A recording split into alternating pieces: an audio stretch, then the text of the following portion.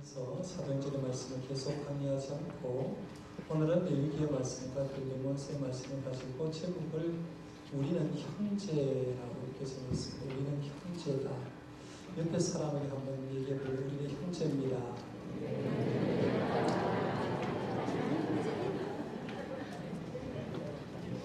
성경 말씀을 보는데 성경 말씀을 제대로 이해가 안 하면 왜 그럴까라고 생각하면 성경 말씀을 보는데 배경을 너무 모르기 때문에 이해를 못하는 사람들이 굉장히 많습니다.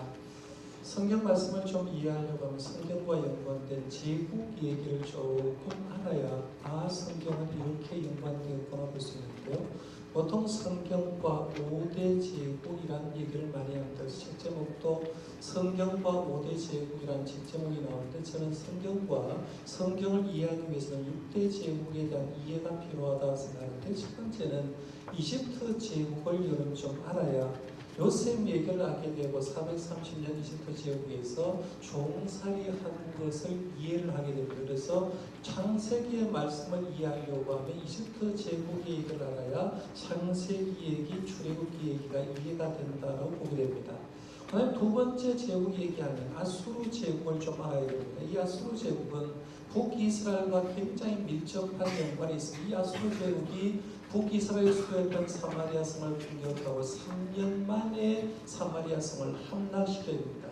그만큼하게 사마리아 성은 굉장히 강력한 도성이었는데 아수르 제국에서 3년 동안 포위를 당하고 결국은 이 아수르 제국에 멸망당하고 이 사마리아 성에 있던 사람들이 아수르 제국으로 뿔뿔이 흩어 살게 되는 걸 봅니다.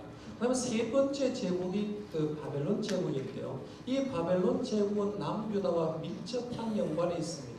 왜냐하면 남유다가 바벨론 제국에서 멸망당하고 귀족층과 엘리트층의 사람들이 바벨론 제국의 포로에 끌려갔는데 몇 년 포로 생활했죠? 70년 포로 생활했습니다.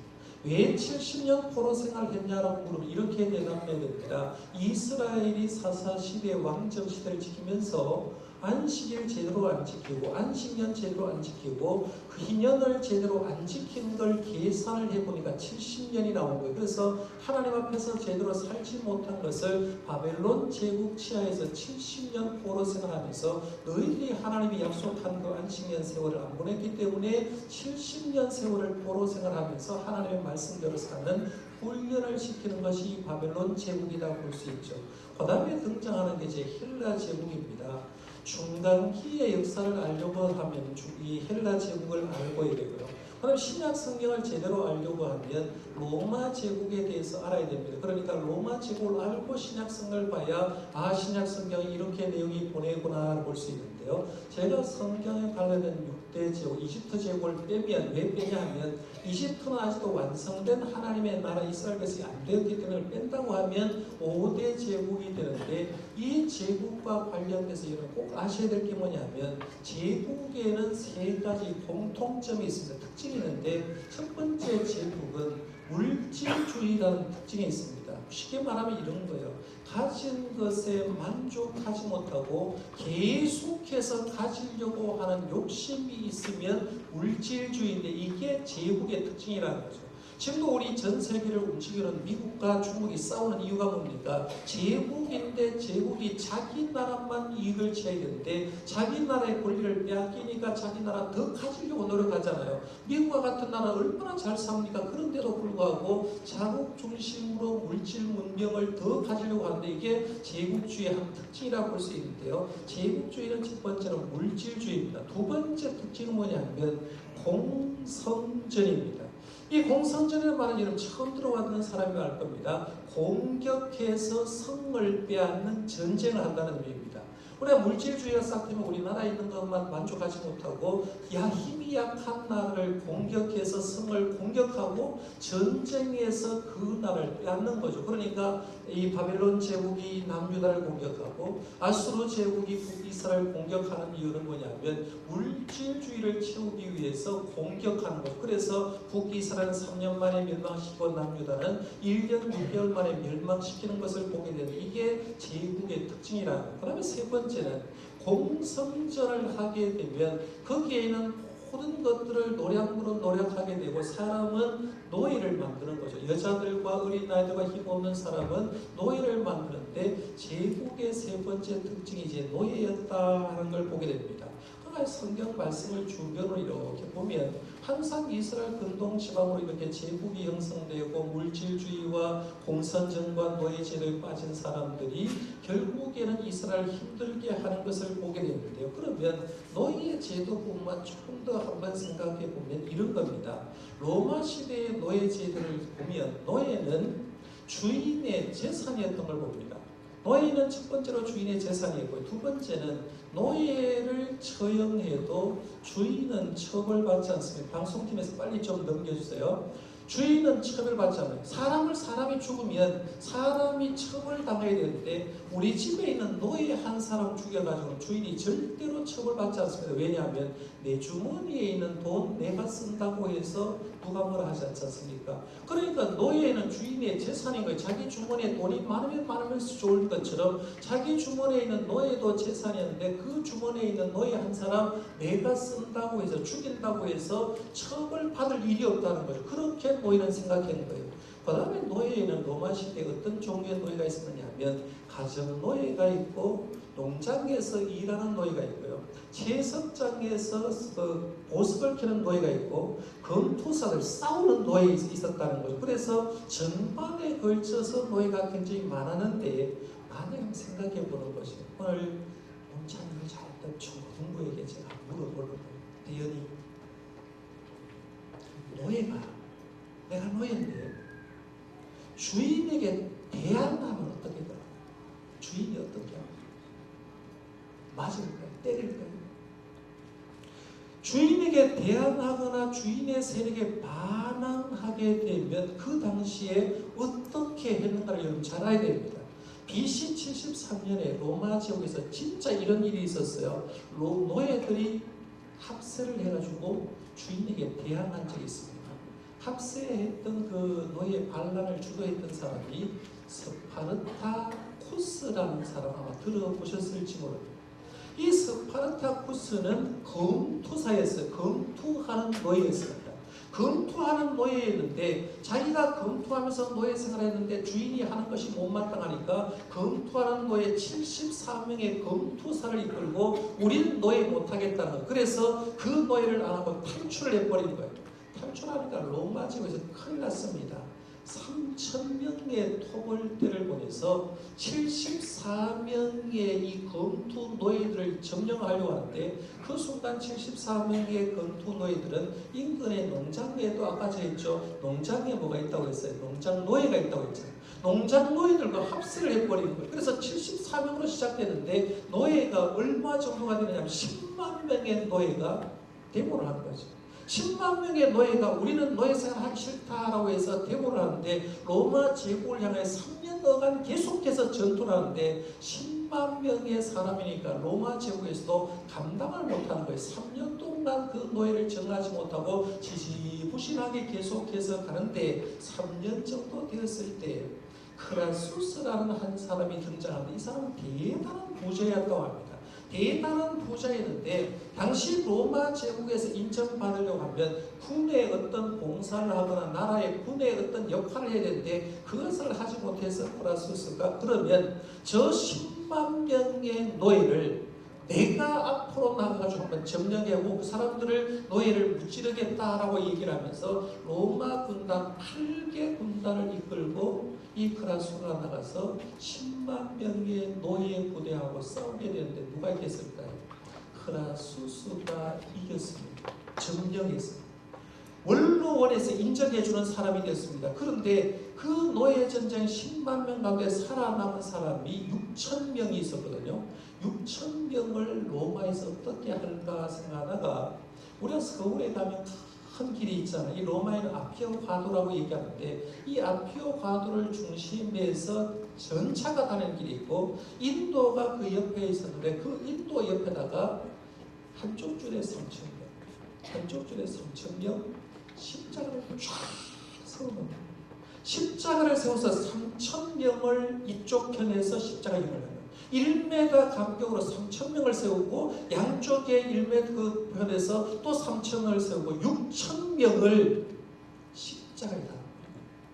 우리는 보통 십자가 하면 예수님 십자가만 들어왔잖아. 예수님이 십자가에 돌아가실 때 예수님이 중간에 서시고 좌우편에 강도가 서셨다라고 정도가 하는데 이 스파르타코의 난을 마지막 할 때는 6,000명의 노예를 십자가형을 1m 간격을 두고 6,000개를 다닌 거죠. 6,000개를 다니까 6,000개 달려있던 노예들이 죽어가면서 그냥 죽지는 않을 것 아닙니까? 힘들다고 아프다고 아우성칠 것 아닙니까? 그러니까 고통 소리를 내고 부르짖는 소리를 내면서 힘들다고 와 하고 얘기를 하는데 6,000명이 십자가에 달려서 소리를 지르니까 그 울부짖는 소리가 어디에 들릴까요? 로마시 전체에 들립니다.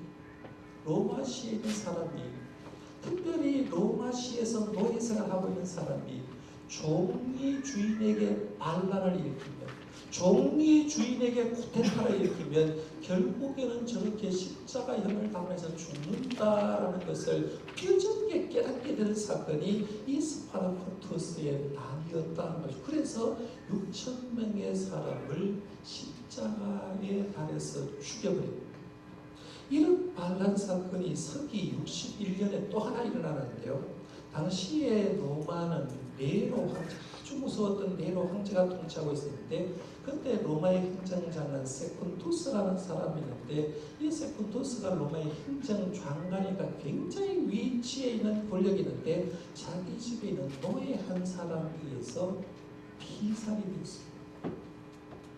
검사를 해보니까 이 세쿤투스가 사람답지 못하게 살아서 죽을 짓을 했다라고 얘기를 하는데 중요한 건 노예가 쿠데타를 일으켜서 주인을 죽여버리는 거죠. 문제는 이 세쿠투스 집에 노예가 몇 명이 있었느냐 하면 400명의 노예가 있었다. 한 집에 400명. 얼마나 부가 있었던 걸 보죠. 400명의 노예가 있었는데 한 사람이 주인을 죽여버렸어요. 그러면 우리 생각에 주인을 죽인 한 사람만 처형하고 그 사람만 판정해서 그 사람에게 벌을 주면 될 거다 하는데 당시의 로마 관습법에 의하면 한 집에 어떤 노예가 한 사람이 있는데 그 노예가 주인에게 대들게 되면 나머지 노예도 똑같은 죄를 물어서 그 사람을 죽이든지 그 노예들을 없애야 되는 거죠. 왜 그렇게 했을까요? 노예가 주인한테 어떤 쿠데타를 일으키거나 요즘 말하면 인상 윽 쓰는 거 말이 안 된다고 아예 사전 교육을 시켜줍니다. 세쿤투 집에서 한 사람이 행정장관 세쿤투스를 죽였어요. 분명히 세쿤투스는 죽을 짓을 했는 사람인데 로마에서는 로마 법이 나머지 399명도 죽어야 된다라고 얘기를 하니까 로마시에서 데모가 일어나는 거죠. 그건 뭐 잘못된 법이라는 거죠. 간섭법도 잘못되었다. 왜? 죽인 사람만 죽여야지 왜 399년 죄 없는 사람도 죽이냐는 거예요. 그래서 이 사람들이 의논을 하게 되고 잘못되었다고 얘기를 하면서 여론이 형성되고 결국에는 죽이지 말라는 요즘 말로 하면 데모까지 일어나는 거예요. 399명 살려달라고 데모를 한 거죠. 데모를 하니까 네로 황제가 원론을 소집한 거예요. 이 문제 지금 데모가 일어났는데 어떻게 하면 좋을까? 우리 간섭법은 다 죽이는 건데 라고 하는데 회의를 한 결과 어떻게 해야 되냐면 그 법은 지속적으로 되어야 어떤 사람도 주인한테 대들지 못하니까 그 집에 있는 400명 전원을 몰살시켜야 된다라고 결정하고 400명 전원을 죽여버렸습니다. 이 세쿤투스의 난이 세쿤투스가 죽을 무렵에 그때 또 한 노예가 주인의 집에 물건을 훔쳐서 도망온 노예가 있어요. 그게 오늘 본문에 나오고 그 시절 본문이었고요. 그 사람 이름이 누구냐 하면 오늘 본문에 누굽니까? 오네시모라는 사람입니다. 오네시모가 골로새에 있는 자기네 주인 빌레몬의 집을 나와서 멀리 도망쳐 나옵니다. 한번 보십시오. 여기가 골로새예요. 주인은 빌레몬입니다. 이 골로새에 살던 오네시모가 주인의 집에 귀중품을 훔쳐가지고 도망을 오는데 어디까지 도망오느냐 하면 당시에 로마 제국의 수도였던 로마까지 옵니다. 어떻게 왔는지는 몰라요. 하여간 주인의 물건을 훔쳐가지고 로마까지 쫙 왔는데 문제는 로마까지 오네시모가 올 때 그 전에 대열아 한 사람이 먼저 와 있는 사람이 있었어요. 그 사람이 누구냐면 지금 우리가 사도행전에 공부하는 사도 바울이 3차 전쟁을 마치고 예루살렘에 갔다가 주 예수의 몸이 되어서 로마에 와서 한 사람의 죄수가 사도 바울을 지켜 사도 바울을 새 집에 머물면서 새 집에서 하나님의 나라를 강의하면서 그렇게 살고 있었어요. 그래서 사도 바울이 먼저 와 있고 이어서 오네시모도 거기에 와 있었습니다. 결정적인 순간에 이제 만나게 됩니다. 성경 말씀을 보면요, 이런 스릴 있는 장면이 굉장히 많아요. 예를 들면 이런 겁니다. 자, 눈 감고 있는 사람 눈 뜨십시오. 어젯밤에 뭐 했어요? 아브라함이 창세기 22장에 보면 번제를 드리려고 모리아산으로 올라갑니다. 그렇죠? 모리아산으로 올라갈 때 이삭에게 지게를 지우고 나무를 지은 다음에 자기는 칼을 들고 올라가니까 이삭이 왜 하나님께 번제를 드리면서 제물은 안 가져갑니까? 라고 하니까 아브라함이 얘기를 했어요. 번제할 양은 하나님께서 친히 준비하신다고 얘기를 했어요. 그런데 한쪽에는 아브라함과 이삭이 번제하러 올라가는데 성경 말씀을 잘 유출해보면 반대편 모리아산에서는 하나님이 뭘 올려보내느냐 하면 순양 한 마리를 서서히 올려보내고 산 꼭대기에 숯불에 뿔이 걸리도록 하는 거고, 하나님은 이미 아브라함이 이삭을 번제로 바친다는 믿음을 알고 있는 거예요. 그러니까 알고 있으니까 번제로 드릴 양 이삭을 대신해서 양을 한 마리 반대쪽으로 올려보내고 결정적인 순간에 그 양을 보이게 하고 순양을 가지고 이삭을 대신해서 번제를 드리는 그런 장면이 나옵니다. 사도행전 우리가 말씀에 공부했습니다만 에디오피아 내시 한번 보십시오. 에디오피아에 온 간다게의 국보를 맡은 내시가 예루살렘에서 예배하러 왔다가 광야길로 내려가는데, 자기는 광야길로 내려가는데 사마리아 성에서 복음 전했던 빌립 집사에게 성령님이 니 빨리 광야길로 가라고 보내죠. 가보니까 누가 있습니까? 내시가 있었죠. 내시가 길을 가면서 성경 말씀을 읽는데 이해를 못하고 있을 때 이 빌립 집사가 그곳에 올라가서 성경 말씀을 가르쳐주고 울리는 걸 보니까 예수님의 이고 세례를 베풀었다는 장면입니다. 성경을 보면서요, 이런 것이 보이면 이런 거예요. 하나님은, 이건 세상 사람은 우연의 일치라고 얘기하는데 하나님의 사람은 하나님의 섭리라고 하죠. 하나님은 내가 걸어가는 길을 내가 걸어가지만 내 옆에 벌써 나를 위해서 다른 사람을 준비하고 계셨구나, 이걸 느끼는 거죠. 이게 성경 아닙니까? 이렇게 하면 성경 보십시오. 오늘 말씀도 보십시오. 오네시모가 빌레몬의 집에서 물건 훔쳐가지고 로마까지 도착했는데 로마에서 어느 집에 들어가느냐 하면 사도 바울이 새 집에 머물렀던 그 집에 들어가는 거예요. 로마시에 얼마나 집이 많았겠습니까? 그런데 그 집에 들어가는데 벌써 사도 바울은 죄수의 몸으로 로마를 전도하기 위해서 로마에 먼저 와 있었던 걸 봅니다. 결정적인 순간에 오네시모와 바울은 만나게 된 거죠. 사도 바울이 새 집에 있으면서 오네시모가 찾아왔습니다. 그에게 복음을 전합니다. 복음을 어떻게 전했을까요? 그동안 사도 바울이 전도한 대로 전했겠죠. 우리는 죄인이다. 세상에 의인 한 사람도 죄인인 우리를 위해서 예수님이 땅에 오셨다. 예수님이 오셔서 우리가 지어야 될 그 십자가 예수님이 지셨다. 예수님이 십자가를 지고 돌아가셨는데 3일 만에 무덤에서 부활하셨고, 예수님의 십자가와 부활을 믿는 사람은 누구든지 하나님의 자녀가 되는 권세를 주셨다. 하나님 우리를 양자로 삼아주고 하나님의 양자 된 사람은 천국을 하나님의 양자로 상속받는다라는 복음 그대로 전했을 거예요. 노예로 살아왔던 오네시모가 복음을 들으니까 놀라운 역사예요. 세상 모든 사람이 죄인이라고 하는 사도 바울이 처음이에요. 그러나 죄인을 위해서 예수님 왔다는 소리를 듣고 난 다음에 예수 믿으면 죄 용서함 받고 예수 믿으면 하나님의 자녀 된다는 소리를 듣고 예수님을 그 순간 영접해버립니다. 그래서 이 세상에서 가장 귀한 게 뭐냐?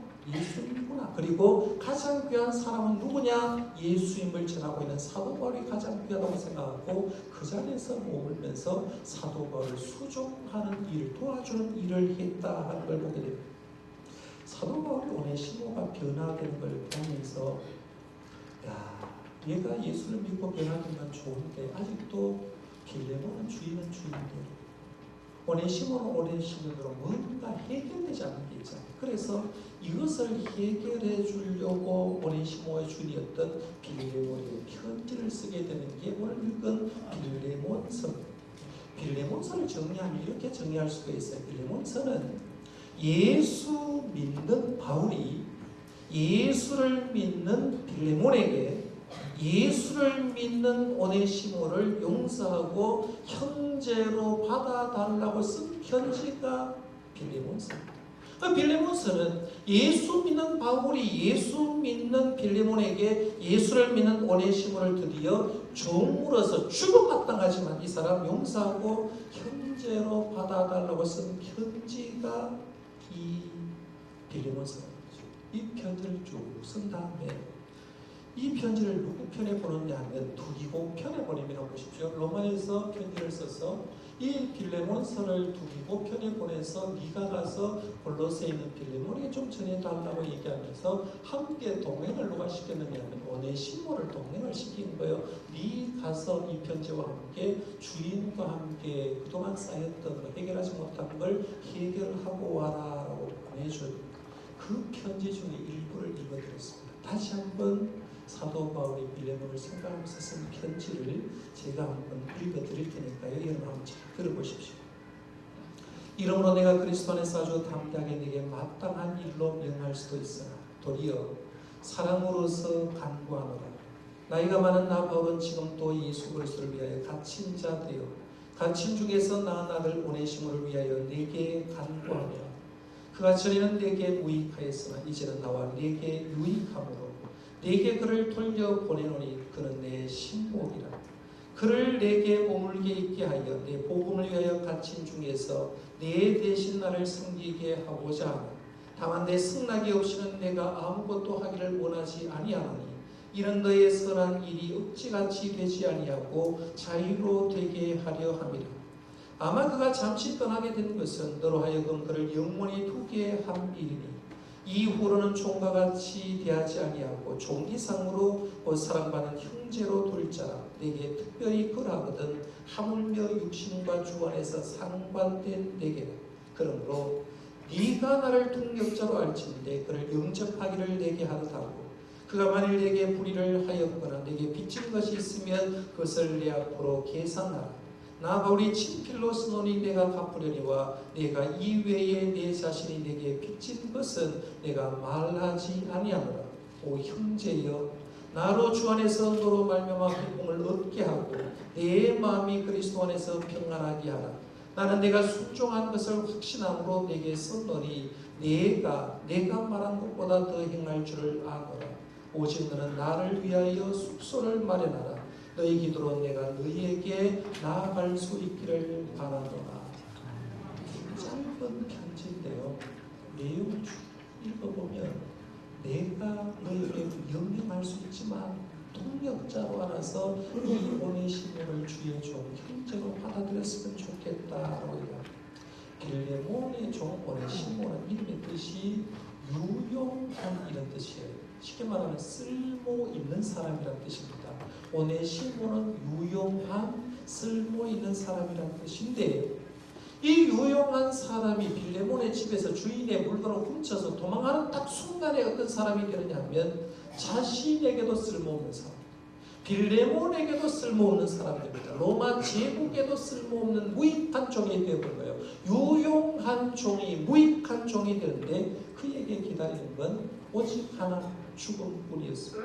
그런데 그가 사도 바울을 만나고 예수를 만난 다음에 신분이 완전히 변화됩니다. 사도 바울 오늘 편지에서 오네시모를 이렇게 부릅니다. 한번 잘 보세요. 10절에 보면 아들이라고 불러요. 아들이요. 종이라고 얘기하지 않고 아들이 했어요. 갇힌 중에서 낳은 아들. 사도 바울이 로마의 옥중에 있으면서 갇힌 중에 낳은 아들이라고 했어요. 두 번째 12절에 보면 신복이라고 불렀어요. 난하주에 보면 내 신복이라 했는데 그 신복이라는 단어를 따라 내려가도 보면 헬라어로 뭐라고 했어요? 심장이라고 했다. 심장. 바울에게 오네시모는 심장과 같은 존재라고 했어요. 그 다음에 세 번째가 16절에 보면 사랑받는 형제로 둘 자라고 말하면서 사랑하는 형제라고 얘기합니다. 그럼 세상의 복도 이런 복이 됐습니까? 만약에 사도 바울이 로마 셋집에 있는데 오네시모가 왔는데 2차 저차 얘기해서 주인집을 탈출하고 돈 훔쳐서 온 사람이라고 알고 로마 당국에 고발하는 순간 오네시모는 어떤 존재입니까?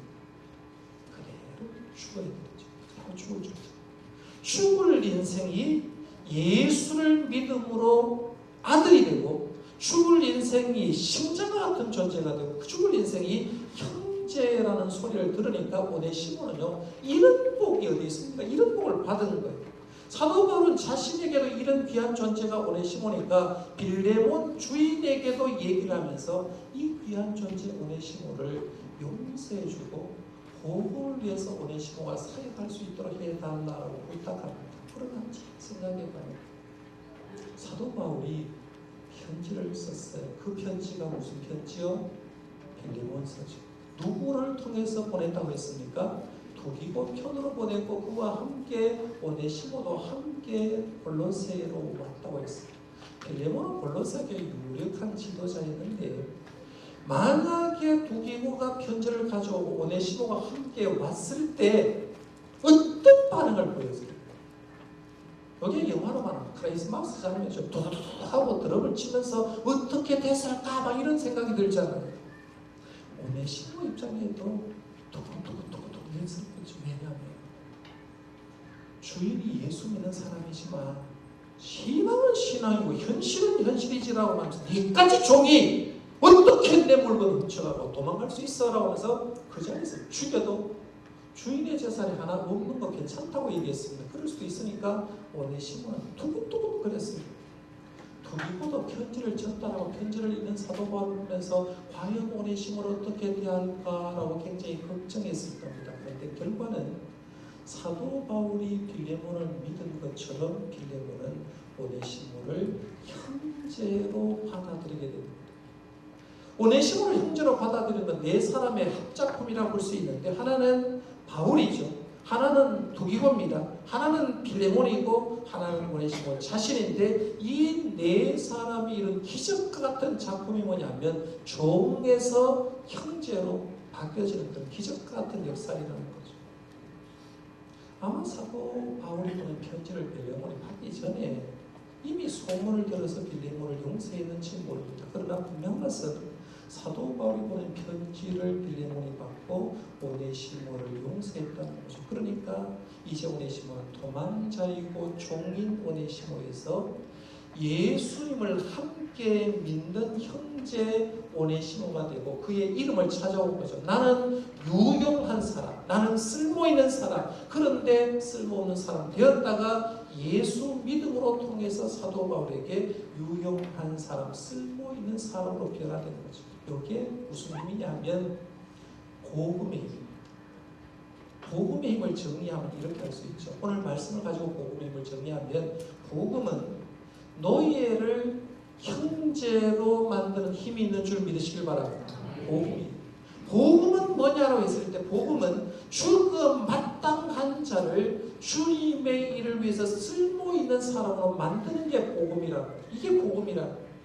근데 중요한 건 이거예요. 너희가 형제로 되고 죽음 마땅한 사람이 하나님 위해서 쓰려고 하는 사람이 되려고 하면 그 주변에 누가 있어야 되느냐면 그리스도의 사랑을 가진 사람이 있어야 됩니다. 오늘 레위기 19장 18절 말씀 레위기 핵심 구절입니다. 여러분 성경 보면서 통독하라고 하면 레위기 와서 창세기 출애굽기까지는 잘 읽는데 레위기 와서 걸려버려요. 전부 다 어렵다. 어려우면요 한 절이라도 제대로 읽어요. 그 한 절이 뭐냐면 레위기 19장 18절 말씀 이거 건너뛰세요. 이거는 꼭 읽어야 돼요. 19장 18절 말씀 같이 한번 읽어봅니다. 시작. 원수를 갚지 말며 동포를 원망하지 말며 내 이웃 사랑하기를 내 자신같이 사랑하라. 나는 여호와이니라. 아멘. 출애굽한 이스라엘 백성이 하나님께서 시내산 광야에서 그에게 준 말씀의 핵심이 뭐냐면 원수를 갚지 말고 동포를 원망하지 말고 이웃 사랑하기를 내 몸처럼 사랑하라고 말하면서 너희를 구원받은 백성이니까 사랑의 삶을 살아라라고 했습니다. 오늘 우리에게 필요한 건 이거 아닐까요? 사랑의 은사일까요? 고린도전서 12장에 보면 은사장입니다. 은사 쫙 얘기를 합니다. 이적적인 은사, 비이적적인 은사를 얘기를 하면서 마지막 한 구절이 뭐냐면 너희는 더 큰 은사를 사모하라고 말하고 13장으로 넘어가고 얘기 나와요. 고린도서 13장 사랑장입니다. 사랑해라. 사랑이 제일 중요하다라고 얘기하는 거죠. 오늘 바울과 도기고 빌리몬 오네시몬 네 사람이라는 기적을 쭉 보면서 느끼는 게 뭐냐면요. 오늘 시대의 오네시모가 저는 우리 교회에 많이 나오시기를 바랍니다. 여러분도 오네시모 아니었습니까? 이명희 권사님 오네시모였잖아요. 맞죠? 아닌 척하는 김명희 권사님 오네시모였어요. 그죠? 맞습니다. 오늘 시대 오네시모 다 우리예요. 권사님만 몇 번 얘기했지만 사실 오늘 우리들이 다 하나님의 것을 탈취해서 떠났던 오네시모 같은 존재가 예수님 만나서 유용한 사람이 된 줄 믿습니다. 그러면 우리가 해야 될 건 예수 믿었으니까 우리가 사랑의 은사를 가지고 더욱더 사랑해주고 그 교회 안에 오네시모가 와야 되는 거죠. 저 사람 오네시모인데 우리 교회 와서 유용한 사람, 저 사람도 오네시모인데 우리 교회 와서 유용한 사람으로서 그런 사람이 많아지게 되는 교회가 진짜 교회라고 저는 믿습니다. 그래서 우리 교회가 이런 형제가 되고, 그래서 제가 오늘 설교자는 우리는 뭐라고 했어요? 우리는 형제가 다 부족하지만 주님의 사랑을 덮어주고 용서해주는 형제 교회로 만들어가는 저와 여러분들 되시기를 바랍니다. 기도하겠습니다.